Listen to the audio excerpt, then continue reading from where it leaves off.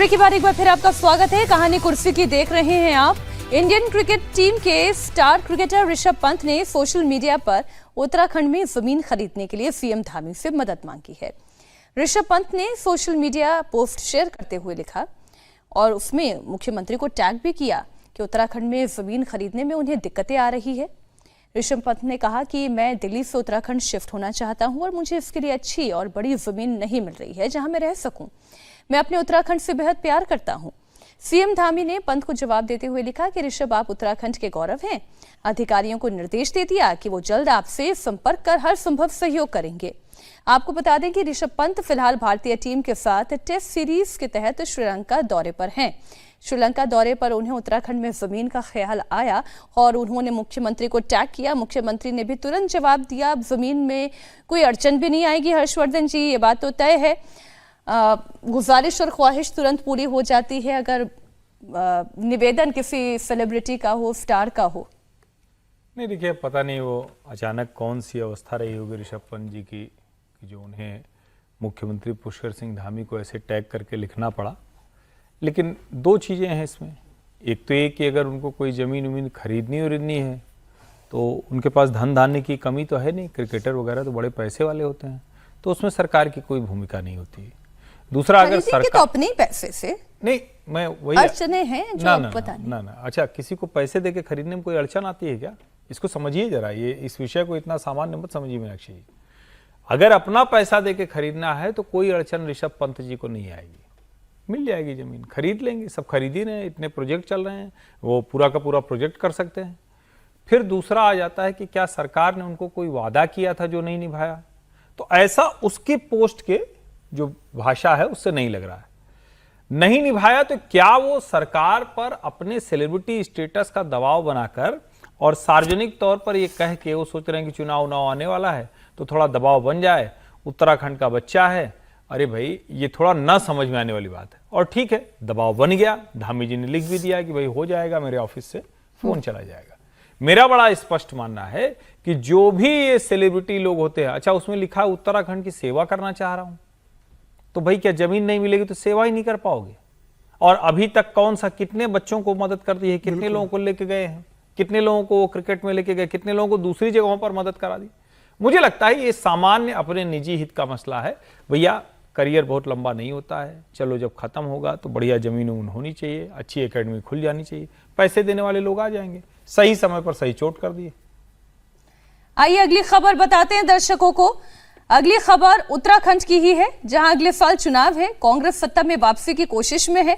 उत्तराखंड में पिछली बार दो बार से विधानसभा चुनाव में क्योंकि कांग्रेस पार्टी हार रही है और कांग्रेस पार्टी ने अभी से कमर तो कसी है। कांग्रेस अध्यक्ष खड़गे 2 दिन के उत्तराखंड दौरे पर भी हैं। थोड़ी देर पहले खड़गे के कुमाऊं के द्वार कहे जाने वाले हल्द्वानी में एक जनसभा को उन्होंने संबोधित किया। उत्तराखंड कांग्रेस की लीडरशिप में जोश भरने की कोशिश की। खड़गे ने सीधे प्रधानमंत्री नरेंद्र मोदी और अमित शाह को टारगेट किया। कहा कि हम डरते नहीं हैं, सरकार संसद में बहस से भाग रही है। तो मैं ये कहूंगा, देखो कोई आज डरने वाला नहीं है। मोदी जी आपको भी नहीं डरेंगे, तुम्हारे लाठी चलाने वाले शाह को भी नहीं डरेंगे। मैं ये पूछता हूं, अगर तुम सच हो तो पार्लियामेंट में आकर आप क्यों बहस नहीं करना चाहते? हम आपको डिबेट मांग रहे हैं, हम आप दूसरा कुछ नहीं पूछ रहे। हम बोल रहे आओ, कैसा ये गड़बड़ हुआ, किसने मारा, क्यों मारा, हमको बताओ। इस पे बहस होगी, हम मिलकर बहस करेंगे, क्या गलतियां हम बताएंगे। अगर तुम चाहते तो सदन चलता था। सदन को बंद करने में अगर किसी का हाथ है वो बीजेपी सरकार का, मोदी जी का, शाह का हाथ है, हम लोगों का कुछ नहीं। बहादुरी की बात करते हो, मेरी 56 इंच की छाती है बोलते हो। अब भाई तुम्हारी 56 इंच की छाती कहाँ गई? सुकुड़ गई? क्या बोलते उसको? सुकुड़ गई? कहाँ गई? आके आपके विद्यार्थियों की समस्याओं को सुलझाने के लिए हमसे बात नहीं कर सकते। हम आपको कुछ और मांग रहे हैं, कुछ नहीं, लेकिन वो नहीं आना चाहते हैं। मल्लिकार्जुन खड़गे की बात आपने सुनी। अब कांग्रेस पार्टी के लिए उत्तराखंड में चुनौतियां क्या क्या है, और अब 2 साल से लगातार मनोज जी जो पार्टी सत्ता से बाहर, 2 टेन्योर से लगातार सत्ता से बाहर रही हो, अब जब वो वापस आने की कोशिश कर रही है, वो भी ऐसी परिस्थिति में जहां पर पार्टी बहुत संगठित अभी उत्तराखंड में नहीं दिखाई दे रही है, उसमें नई जान फूंकनी है। मल्लिकार्जुन खड़गे का जाना ये क्या इशारा देता है? जो उन्होंने मंच से संबोधन दिया, क्या उससे जान आएगी कांग्रेस पार्टी उत्तराखंड में? मुझे लग रहा है कि शायद यहाँ पे जो मैसेज वो देना चाह रहे हैं वो कार्यकर्ताओं के अंदर जोश भरेगा, लेकिन जो वोटर है आज के डेट में अपने इश्यूज को सबसे ऊपर रखता है कि हमारे उत्तराखंड में क्या समस्याएं हैं, सरकार में किस तरीके से करप्शन है, सरकार किस तरीके से कार्य कर रही है, भारतीय जनता पार्टी से कितने लोग परेशान हैं। इन सब मुद्दों से अभी ये जो आपका दिखा उसमें मुझे लगता है कि ये अभाव है। हाँ, ये कहूँगा कि जो जंतर मंतर के साथ संदेश कांग्रेस का था उसको बढ़ाने का काम इन्होंने उत्तराखंड में किया है, लेकिन कहीं न कहीं राजनीति जो सोच है और भारतीय कांग्रेस की जो अपनी रणनीति है उसके अंतर्गत उसे लगता है कि उत्तराखंड में चूंकि पिछले 10 सालों से सरकार है, यहाँ एंटी इनकम्बेंसी दिखेगा, मुख्यमंत्री का चेहरा चूंकि 6.5 साल से वो मुख्यमंत्री के तौर पे भी हैं, तो उनका उस तरह की पॉपुलरिटी नहीं दिख रही है, तो इसमें वो इनकैश करने की कोशिश नहीं कर रहे। उनको लग रहा है कि ये हो ही जाएगा। जैसे राजनीति में समझा जाता है कि सामने वाला जो सत्ता में है वो कमजोर होता है, विपक्ष हमेशा मजबूत होता है। तो मुझे लगता है कि कहीं खड़गे जी इस चीज को मिस कर रहे हैं। हाँ, जिस तरीके से राहुल गांधी ने यहाँ पे आंदोलन के रूप में भाग लिया जेएनजी के साथ, उस मैसेज को इन्होंने उत्तराखंड में बहुत अच्छे तरीके से, चूंकि पूरा भाषण अभी नहीं देखा हूं मैं और नहीं सुना हूं तो नहीं बोल सकता, लेकिन उसमें मुझे लग रहा है कि इनके भाषणों में कमी है। जोश जहां तक कांग्रेस की भरने की बात आ रही है तो कांग्रेस को पहले वहां संगठित कर ले, इसके बाद जोश भरे और कम से कम इतना तो कर लें कि भाई वहां पे जो 70 सीटें वहां पे हमें कैंडिडेट तो मिल जाए एक अच्छा, जिससे हम चुनाव लड़े। तो कांग्रेस को चुनौती इतनी बड़ी है विजय जी कि अभी अगर कैंडिडेट की भी बात करें, संगठन उतना ताकतवर नहीं दिख रहा। देखिए, उत्तराखंड ऐसी स्टेट है जहां पर कांग्रेस के लिए अच्छी संभावनाएं बन सकती हैं। यदि अगले साल जो 7 राज्यों के चुनाव हो रहे हैं उसमें उत्तराखंड ही एक ऐसा है जहां पर उम्मीद वो कर सकती है, लेकिन क्या वहां पर कोई लीडरशिप तैयार हुई है, नई लीडरशिप तैयार हुई है जो रावत साहब, हरीश रावत साहब के अलावा और कोई नए लोग तैयार हुए हैं? ज़्यादातर जो पुराने लोग थे वो तो सब भारतीय जनता पार्टी में आई गए, सरकार में भी हैं उनमें से ज़्यादातर लोग। तो क्या पार्टी की कोई एक बिल्कुल नई पैकेजिंग के साथ, नए ब्रांड के साथ, नए आइडिया के साथ कांग्रेस को वहाँ पर आना पड़ेगा। कांग्रेस का कार्यकर्ता, कांग्रेस का वोटर वहाँ पर है। जैसे और राज्यों में उनकी स्थिति खराब है, उत्तराखंड में है, गुजरात में है, उससे बेहतर स्थिति में उत्तराखंड में है। और दूसरी बात, कोई बहुत बड़ा दल उत्तराखंड क्रांति दल के अलावा, यूकेडी है ना जी, उसके अलावा कोई बहुत बड़ा दल वहाँ पर नहीं है। आम आदमी पार्टी भी अब इस बार उस तरह से चुनाव नहीं लड़ रही है, तो एक सीधा चुनाव वहाँ पर भारतीय जनता पार्टी के मुकाबले में है। तो क्या वो वहाँ पर कर सकते हैं कि नहीं कर सकते, ये देखना पड़ेगा। लेकिन मुझे लगता है रीब्रांडिंग की वहाँ पर उनको ज़रूरत है ज़्यादा। मैं तो ये कहना चाह रहा हूँ, उत्तराखंड गए ना कांग्रेस अध्यक्ष मल्लिकार्जुन खड़गे साहब, तो मुझे लगता है कि शायद प्रदेश अध्यक्ष वो गणेश गोंदियाल से ही मिले होंगे। अगर वो भी नई टीम से मिलना शुरू करते तो 3 दिन उनको तो उत्तराखंड में ही बैठना पड़ता। अब टीम डिक्लेयर किए इन्होंने, आप क्या टीम डिक्लेयर की, 24 उपाध्यक्ष किए, 36 महासचिव और 107 सचिव डिक्लेयर किए। इतना छोटा प्रदेश है और इतनी बड़ी राष्ट्रीय प्रदेश की टीम आप डिक्लेयर कर रहे हो। वहाँ पर कुमारी शैलजा और जो प्रदेश अध्यक्ष है वहाँ पर गणेश गोंदियाल, उनके आपस में अंडरस्टैंडिंग नहीं हो पा रही है टीम बनाने को लेकर। 8-9 महीने बाद प्रदेश अध्यक्ष अपनी टीम घोषित कर पा रहा है, वो अपने हिसाब से टीम घोषित नहीं कर पा रहा है। 1 महीने पहले वो कहता है कि मेरी टीम बहुत छोटी होने वाली है, बहुत सक्रिय टीम रहने वाली है। कल जब उत्तराखंड की टीम जारी की तो आप 24 उपाध्यक्ष बना देते हो, 36 जनरल सेक्रेटरी बना देते हो और 107 सचिव बना देते हो। इतने छोटे राज्य में इतनी बड़ी टीम आप बना रहे हो, तो आप सभी नेता आपके बन गए तो कार्यकर्ता कौन बचा? मुझे लगता है जितने पार्टी के वहाँ सदस्य होंगे सबको आपने कोई ना कोई जिम्मेदारी दे दी है। तो ये देखना चाहिए राहुल गांधी को। हरीश रावत वहाँ पर बहुत लंबे समय से एक्टिव नहीं है, वो पार्टी से नाराज चल रहे हैं।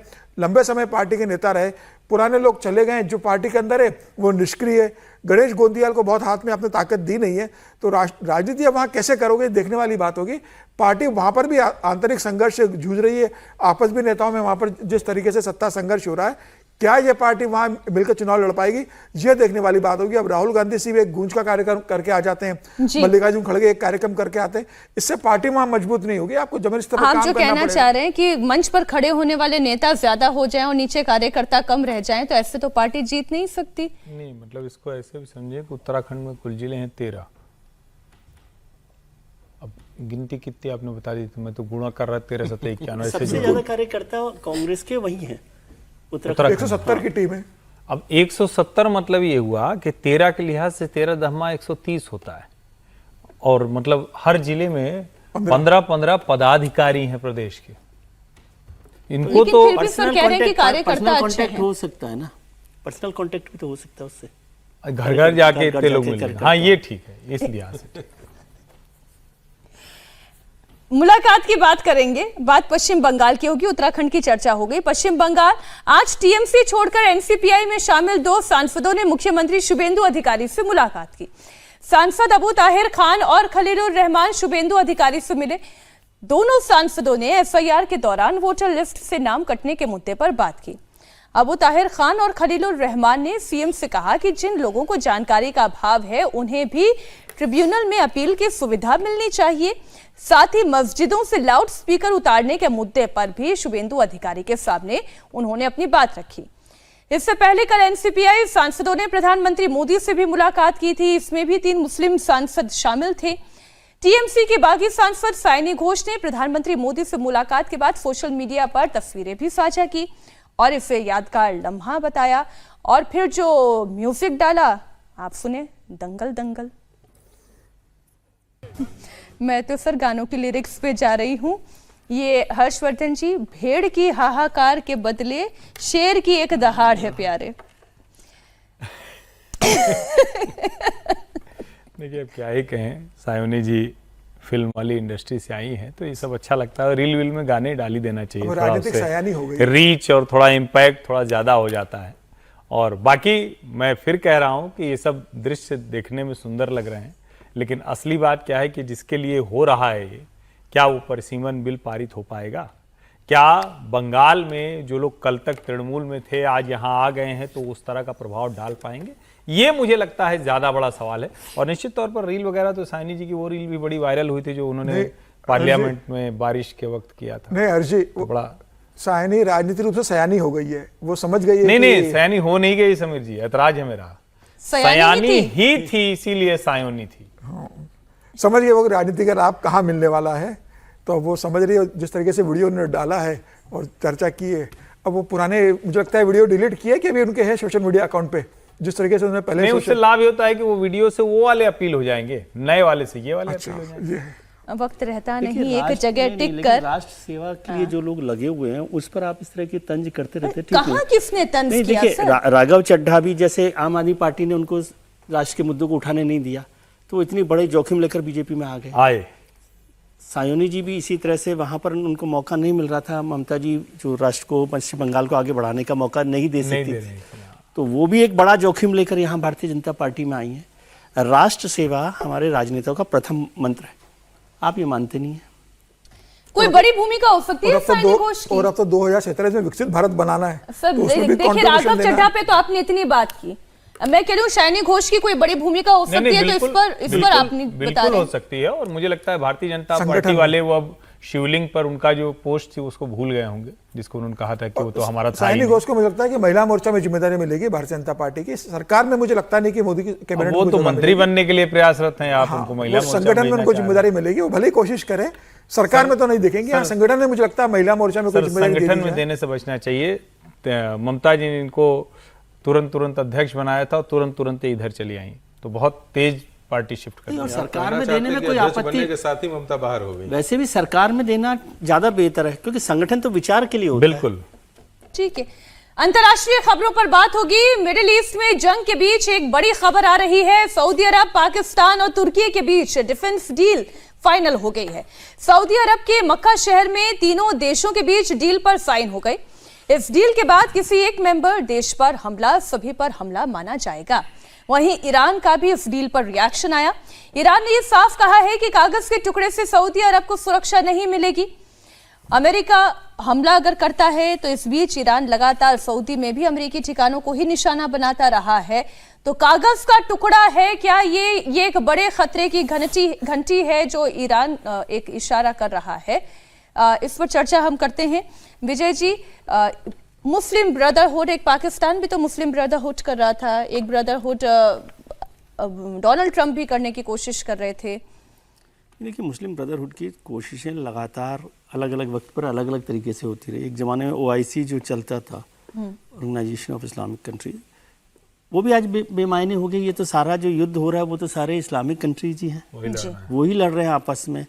और तुर्की, पाकिस्तान और इस सब की बात की है तो पाकिस्तान ने तो बड़ी अभी मदद की है ईरान की, जब वो अमेरिका बार बार जा रहे थे जी, तो उस दौरान उन्होंने ईरान की मदद की ही होगी लगातार। ये जो लेकिन ब्रदरहुड वाली हम बात कर रहे हैं, ईरान के लिए ये कितना बड़ा खतरा है? कोई खतरा कोई नहीं, खतरा नहीं, कोई खतरा नहीं, मुझे नहीं लगता है। ये भले ही ये कोशिश करें, ये ऐसी एक्सरसाइज ऐसे ही चलती भाई रहती। इसको यूं भी समझें, थोड़ा संदर्भ के साथ समझें तो और समझ में आएगा। अगर अमेरिका के साथ सऊदी अरब की जो संधि है, जो उसका पैक्ट है, जो उसके बेसेज हैं, जो मिलिट्री और नेवल वो नहीं बचा पा रहे हैं, तो फिर तो क्या खा के पाकिस्तान और तुर्की बचाएंगे?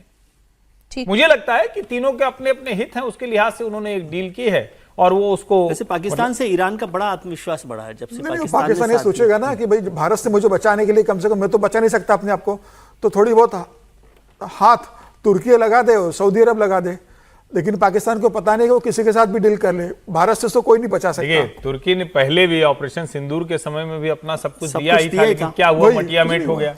तो मुझे नहीं लगता ये भारत के संदर्भ में तो किसी काम का है ही नहीं किसी क्योंकि ना तो सऊदी अरब ना तुर्की है, भारत के लिए वो बात भी नहीं है। और जहां तक रही ईरान की बात, तो ईरान तो वैसे ही इस वक्त मतलब जिसको कहते हैं कि हम ईरान जब मार रहा था तो सऊदी अरब पाकिस्तान से बोल रहा था अपने सैनिक भेजो। पाकिस्तान ने भेजे क्या ईरान के खिलाफ? कहां भेजे उसको बचाने के लिए?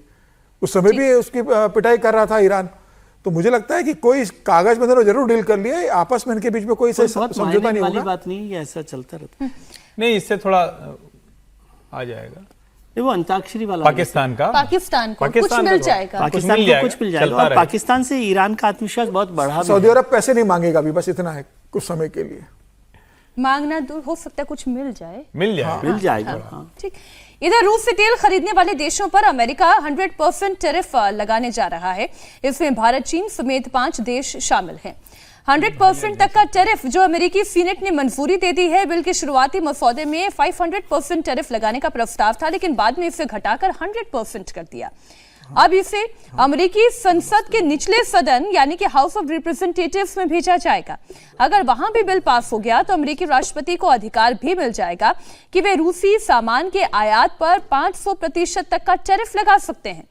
बिल के मुताबिक भारत, चीन, स्लोवाकिया, हंगेरी, अजरबैजान पर 100% टैरिफ लगाने की तैयारी है, जिसे अमेरिका में ही सदन में एक सांसद की तरफ से ये कहा गया। एक तरफ तो आप भारत को नजदीक लाने की कोशिश करते हैं ये सोच के कि कहीं वो चीन के, रशिया के नजदीक ना चला जाए, और फिर आप उसके ऊपर इतना टैरिफ लगाते हैं कि अपने आप ही उसे चीन और रशिया के पास ही जाना पड़ेगा। ये आईना दिखाने का काम अमेरिकी सांसद ने ही अमेरिका को किया है। सबसे बड़ी बात है कि ट्रंप को जब अमेरिका ही सीरियस नहीं ले रहा तो हम लोग सीरियस ले रहे हैं, ये भी एक बड़ी कठिनाई है। लेकिन सर टैरिफ तो लगाने की तैयारी कर ही ली है ना उन्होंने, मंजूर कर दिया। इससे ज्यादा सीरियस क्या हो सकता है? नहीं, सीरियस है, लेकिन सबसे बड़ी बात है सेनेट ही सबसे मुश्किल जगह थी। देखिए, पिछले टैरिफ में भी हुआ था, यदि भारत को नुकसान हो रहा था तो उससे अमेरिका बचा नहीं। आम आदमी का विरोध वहां पे बढ़ा, चूंकि बहुत सारे ऐसे खाने की सामग्री वहां जाती है। हमारी निर्भरता उस पे है कि हम तेल के लिए भी उसके पास जाते हैं और विश्व संजीत के लिए भी जाते हैं, लेकिन बहुत सारी मुश्किलें हैं जो अमेरिका को झेलना पड़ेगा। आज के डेट में ईरान के साथ उनका जिस तरीके से डेली समझौते होते हैं और डेली हमले होते हैं, ये सब भी सोचने की बात है। लेकिन ये तरीका ठीक नहीं है अमेरिका का। बहुत क्विक कमेंट सर इस पे, बहुत क्विक कमेंट कि वहां के सांसद ही आपको समझा रहे हैं कि आप चीन को, भारत को नजदीक लाना चाह रहे हैं। नहीं, ट्रंप ट्रंप की पॉलिसी सचमुच थोड़ा सा जिसको कहें कि कभी इधर कभी उधर ये चलने वाली है। और चूंकि सेनेट से मंजूरी मिल गई है तो सीरियस तो हमको इसको लेना ही पड़ेगा। और वो 100% टैरिफ लगा रहे हैं, इसका दो मतलब है। एक तो ये कि भारत ने रशिया के साथ ऑयल इंपोर्ट कभी बंद नहीं किया, ये उनको परेशान करता है। जो भारत में कई बार होता है कि मोदी डर गए, देश डर गया, तो ऐसा होता नहीं। दूसरा, जो ट्रेड डील भारत के साथ हो करना चाह रहे हैं, जो जिसको मैं ज्यादा महत्वपूर्ण मानता हूं, उसमें अमेरिकी शर्तें भारत मानने को तैयार नहीं है।